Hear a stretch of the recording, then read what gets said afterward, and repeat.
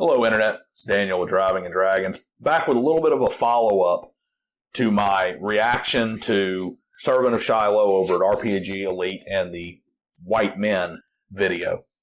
In that video, I touched on something that I've touched on many times before, and that is the activist players, who I feel are the single most toxic, damaging, and cancerous thing that exists within the tabletop role-playing game space.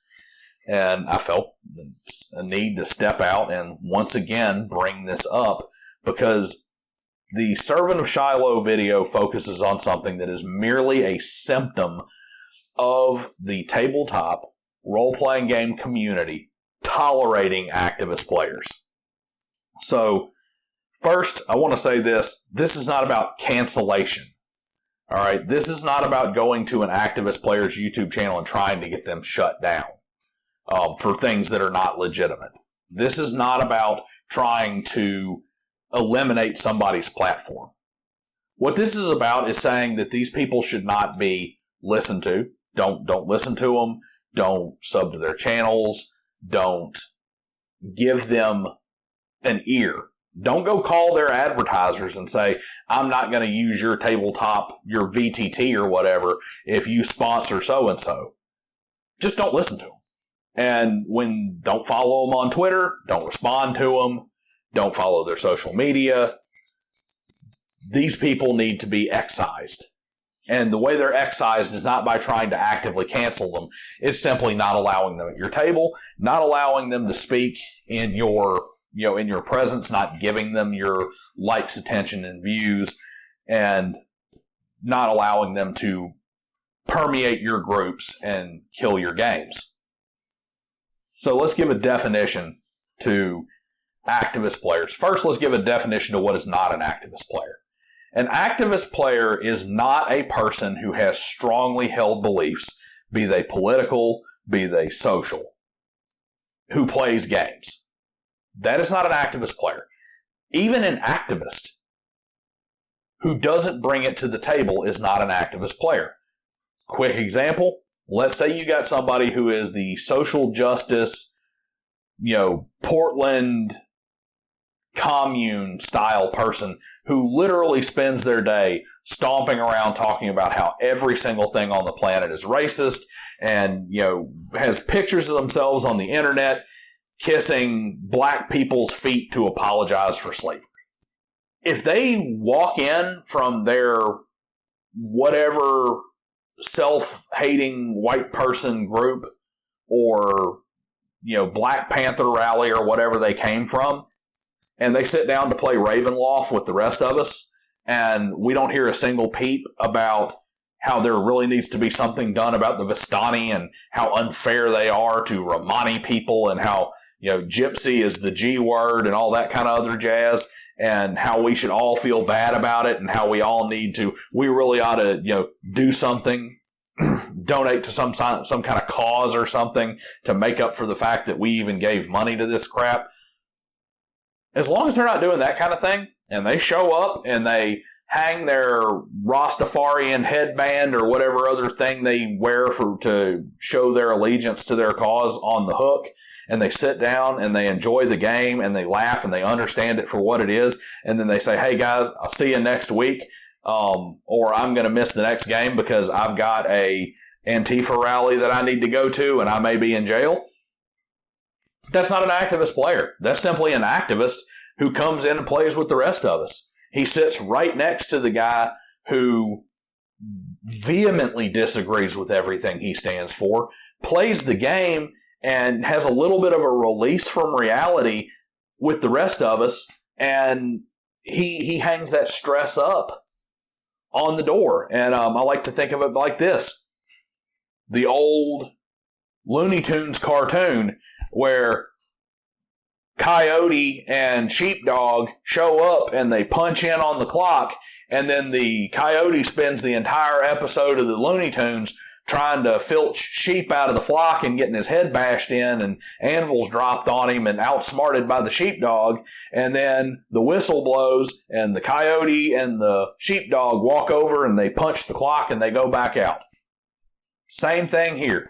I walk in and I punch the clock and it's my day job to go be Mr. Activist or whatever. I punch the clock to go into the tabletop role-playing game, and we play Traveler, and we're space adventurers for right now, and we play the space adventurer game, and then when the time is up and the session's over, we go punch the clock, and I go back to being a cultural attaché for a Republican congressman, or working for a Democrat congressman, and you go back to being a social activist, or you go back to being an environmental activist while I go back to being a lobbyist for the oil industry. That's what they're not. The activist player is the person who takes the game and uses it as a vehicle for their identity as an activist. You generally find this in people who their only personality trait is activism. They are Greenpeace diehards, and everything in the world exists purely to talk about environmental causes and chaining themselves to a tree. Their character is the druid that chains themselves to a tree. This is the person who, that's what they do. Everything in the game is, whoa, stop. This is problematic. This is offensive to XYZ. I need to stand up and be the white knight for whatever it is that I see as a problem. You use the word race, so we need to have a discussion about that. The activist player does not see the game as a release from reality where we all get along for a minute and we all spend some time together and laugh, and then we go our separate ways afterwards, whether we agree or disagree. They see the game as a platform for ramming their beliefs down on your throat. And it doesn't matter what your beliefs are or what their beliefs are. They're going to ram them down your throat, and total adherence is the only thing that's acceptable. They're all over the place. You see them on Twitter in the most virulent fashion. Old generic Jenny D, her comment thread is full of them.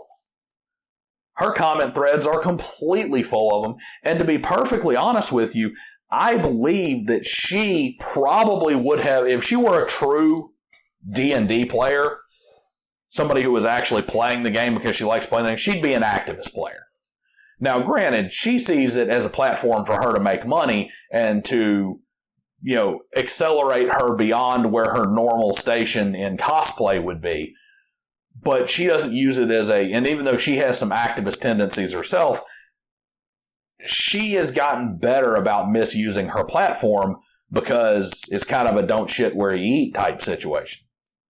She's not the norm or the only person. There are plenty of D&D and TTRPG channels, personalities, players that are true activists that cause it to be a problem. And you filch them up offline all the time.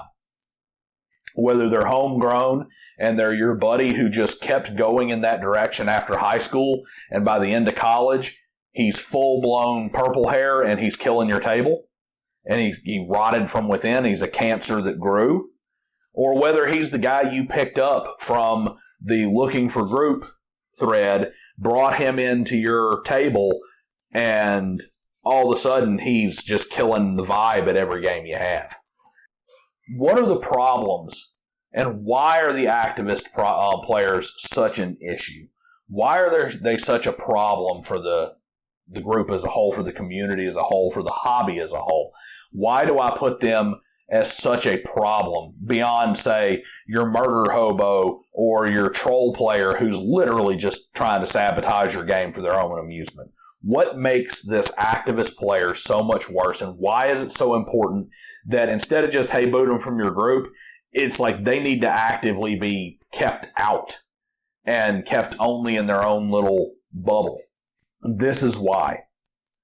Whether it's a political activist who is pushing Democrat, Republican, Libertarian, though generally you're not going to get that from libertarians because it's kind of antithetical to their platform, but, Green Party, Antifa, ANCAP, ANCOM, whatever political group, lifestyle activists, BDSM, gay, any part of the alphabet, LGBTQIA plus poo emoji, whatever they happen to be, social, whether it's the kids, men in skirts going into the women's bathroom, men playing women's sports, pushing, heavy unionization, whatever the case may be, political, lifestyle, social activist, doesn't matter. These are all things that are core to a person's belief, or to a person. You cannot be an activist and it not be personal. So when I come in and I start just using the game as a hammer to beat you with, say, the Catholic Church, which, because I'm a Catholic, I'm going to ram Catholic theology, Catholic beliefs down your throat with the game. Everything about the game is going to be about how I can force, not I'm playing a Catholic character, not there are some Catholic themes in my game, but I am literally going to use the game to ram Catholicism down your throat and how everything else is wrong.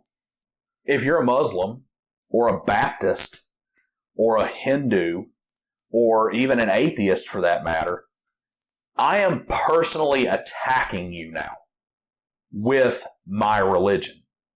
Okay? I can't get away from that. If you're a person if you are talking about everything in the world revolves around your sexuality and who you like to sleep with and acceptance of who you like to sleep with, you are fundamentally going after the other player's personal belief and attacking them on a personal level by making everything about something that is intensely personal and there's no way around it. The political activists, I can have Republicans and Democrats at my table. I can have socialists and avowed laissez-faire capitalists like myself at the same table and it not be a problem. As a matter of fact, I do. On my Wednesday game, I've had outright European socialists and communists at my table, and we play the game just fine. Because our characters and our games and our adventures are not about how can I ram political causes down our throats. But those are intensely personal things that are about core beliefs. And when you go at somebody with a mentality of my way is right and your way is not just wrong but is offensive and needs to go away, that is going to kill the group, because that is like having a Klansman sitting across from a black person. How do you sit at the table with somebody who is flat out, their whole identity is your race is inferior or my race is superior? How do I sit there if I am a militant, hardcore, hardcore like Westboro Baptist Church style person, and I'm literally sitting across there and my entire identity is wrapped up in talking about how you're going to hell and burning forever and everything about you is an abomination, and you're literally the reason why soldiers die overseas because you happen to be a gay person, or even you just happen to say, look, live and let live. I'm not even a gay person. You're just like, I don't care who you sleep with. These are intensely personal attacks, and you can't get that out of a group. And it's really the kind of thing where a lot of new players, for instance, might sit down at the table, have that activist at their group and be like, well, I'm clearly not welcome in this hobby if these are the kind of people who are here.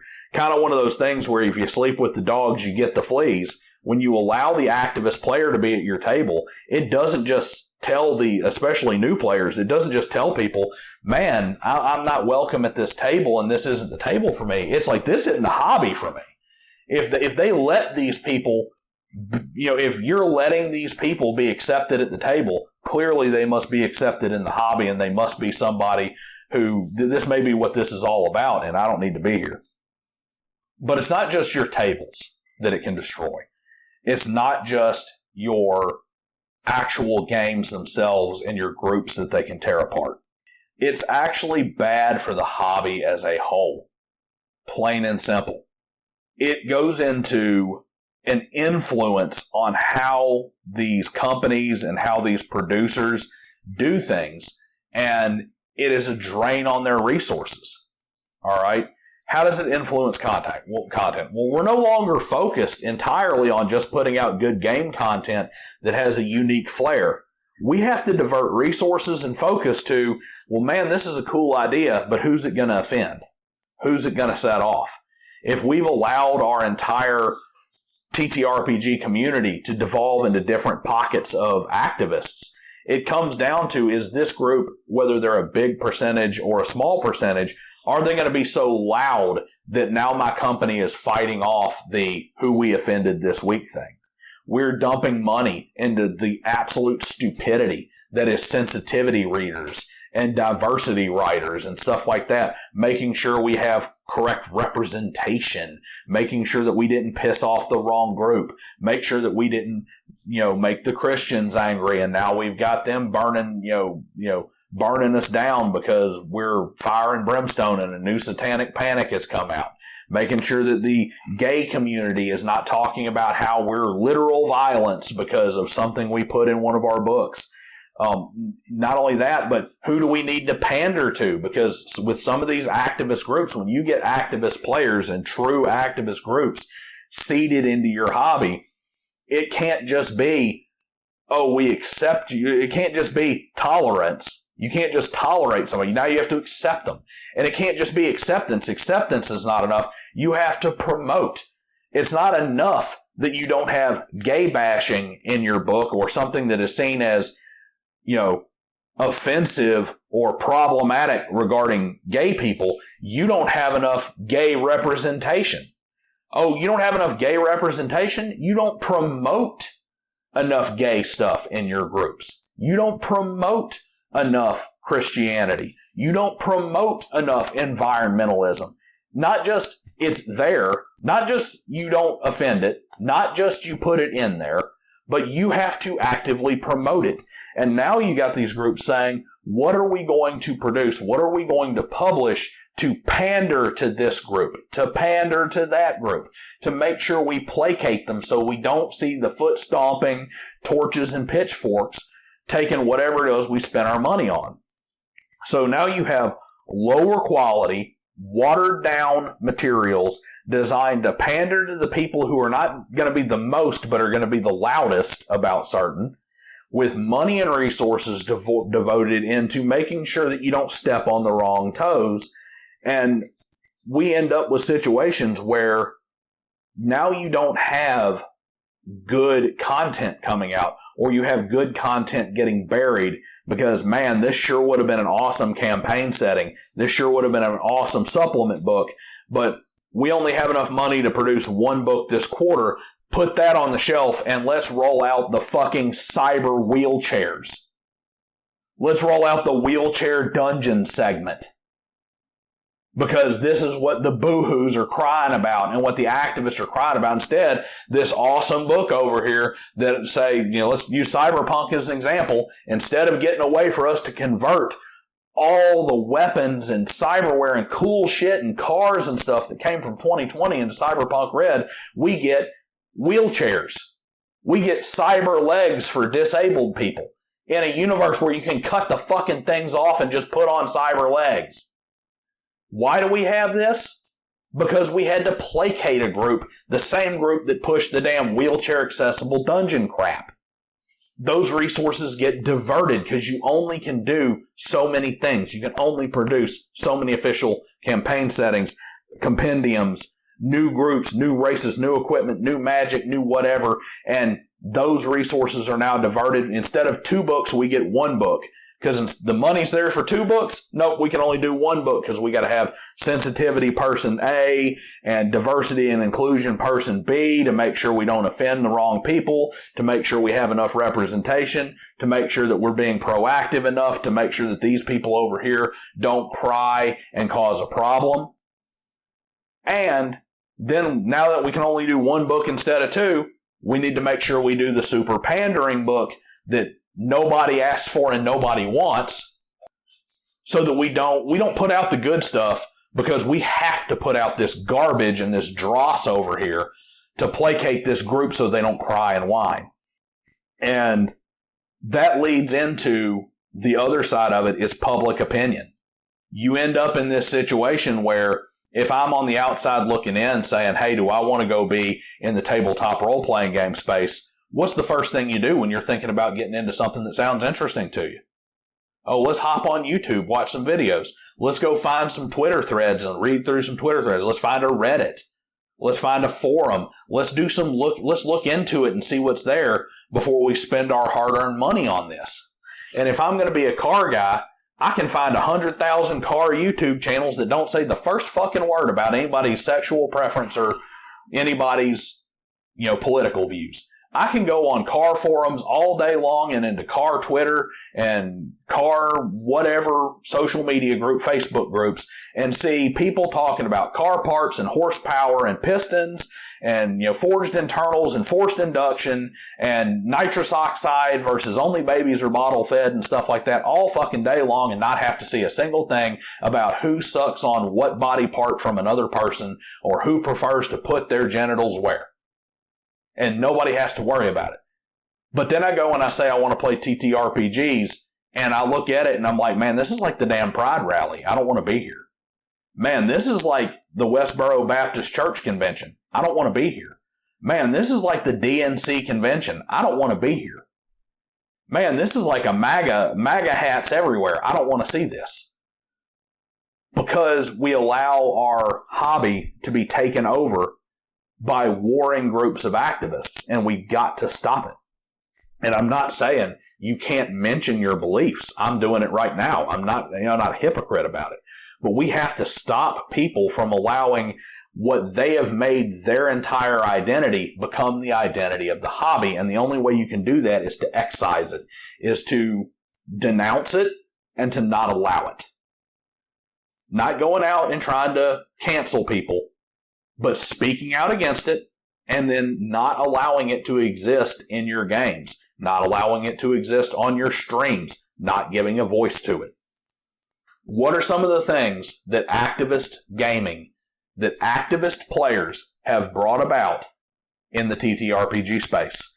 And this video is starting to get a little long, and it's definitely getting rambly and ranty, so I'm going to try and go down these pretty quickly. We have gotten safety tools. Safety tools is nothing but giving an activist player a weapon. No, you can't have this stuff in your game. Safety tool.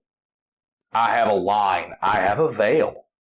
I have an X card for when you accidentally walk into the pasture with my sacred cow. Let me stop you right there and derail everything.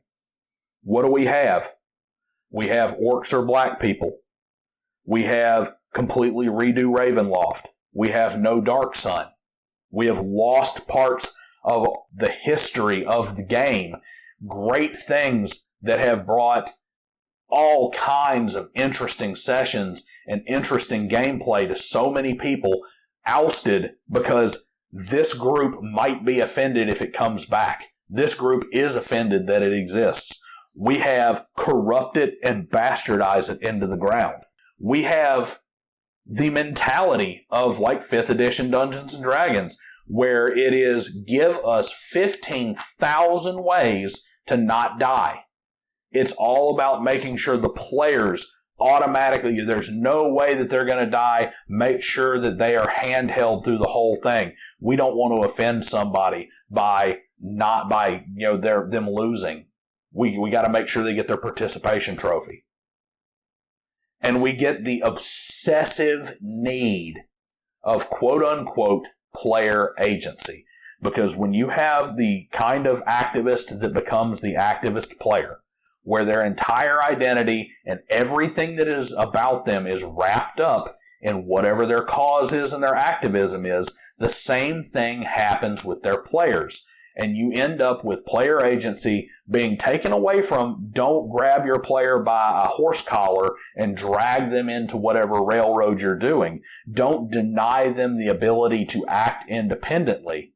You pass into the area of quote unquote player agency that is not player agency, that is things like, I don't want to be a vampire, so don't let your vampire lord bite me. I don't want to be a werewolf, so I shouldn't have to roll to prevent lycanthropy. Don't hurt me. I don't want to be dead, so therefore you're robbing me of player agency when the bad guy shoots me with the sniper rifle. This is what you get from allowing activist players to exist. And what has to happen, the only way it can stop, is for on your socials, on your Twitters, on your YouTube subscriptions, in your comment sections, is don't give them the attention that they want and excise them from your tables. Don't bring them to your streams. And don't follow them on Twitter. And it's like, don't let them simply say things. When you see somebody say, it's like, hey, I'm here to play a game, not to hear about whatever your pet cause is. I'm here to play Dungeons and Dragons, not to hear how you feel about white men.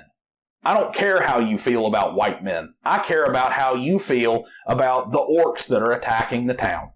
I don't care how you feel about black men. I care about how you feel about the drow that are coming up out of the Underdark. And that's all I care about. I don't care about what you feel about LGBTQIPAY, blah. I don't care what your pronouns are. I care what your character's pronouns are. And only then because I care about your character as they fit into this story. And that's it. And that's the only way you stop this. So that's the rant. The rant's over there. Like, share, and subscribe. And remember, the tabletop game group and the tabletop gaming space is not the place for you to stand on your political soapbox. It's not the place for you to ram your lifestyle down other people's throats. And it is not the place for you to virtue signal to your chosen cause. It is the place where we all come together, we sit down, and we leave this world behind for a little while.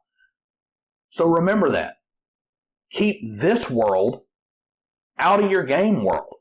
Because it's perfectly okay for you to say, you know what, I don't like Dark Sun, I'm not going to play it because, I'm uncomfortable about some things. But it is not okay for you to deny everyone else the opportunity because you don't like it. So that's what I got to say. See you guys next time.